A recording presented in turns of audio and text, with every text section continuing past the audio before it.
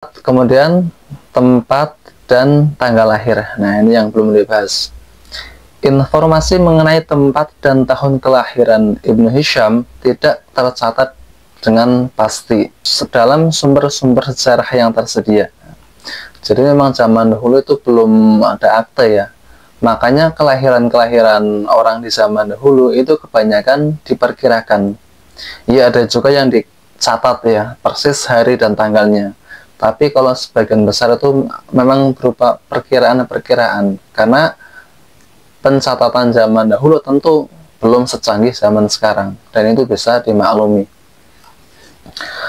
Namun para sejarawan umumnya sepakat bahwa beliau menghabiskan masa pertumbuhan dan awal menuntut ilmunya di Basrah, Irak. Ya. Basrah pada masa itu merupakan salah satu pusat keilmuan dan peradaban Islam yang sangat maju.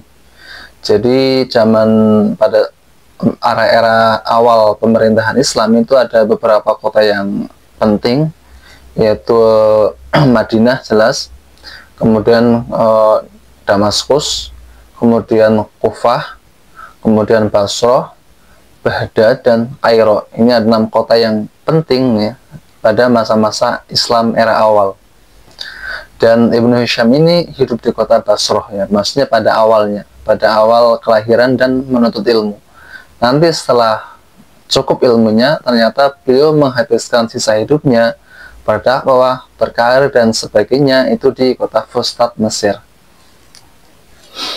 Kemudian Basrah pada masa itu merupakan salah satu pusat keilmuan dan peradaban Islam yang sangat maju, yang terkenal dengan tradisi kebahasaan atau nahwu dan keilmuannya yang kuat.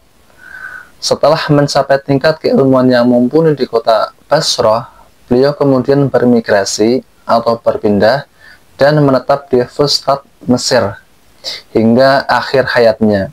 Aktivitas keilmuannya yang tercatat kebanyakan berlangsung di Mesir, di mana ia kemudian dikenal sebagai seorang ahli tata bahasa dan sejarawan. Nah, ini yang saya katakan tadi. Jadi lahirnya di kota Basrah, menuntut ilmu di kota Basrah, akan tetapi sebagian besar hidupnya sampai akhir hayatnya itu di kota Fustat, Mesir.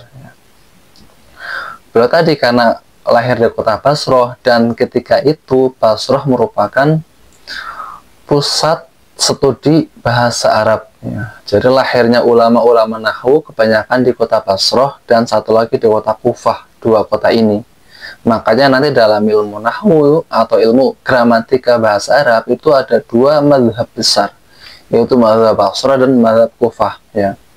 Yang selain mazhab Basrah dan mazhab Kufah itu juga ada lagi, ada mazhab Andalus, ada mazhab Baghdad, ada masih banyak lah. Cuman yang paling besar atau yang paling berpengaruh 2 kota ini, kota Basrah dan kota Kufah, yaitu kota yang banyak sekali ilmuwan-ilmuwan ahli tata bahasa Arab ya, seperti Imam Syibawayh, Imam Kisai, Imam Al-Faro, Imam Akhfas, dan masih banyak lagi.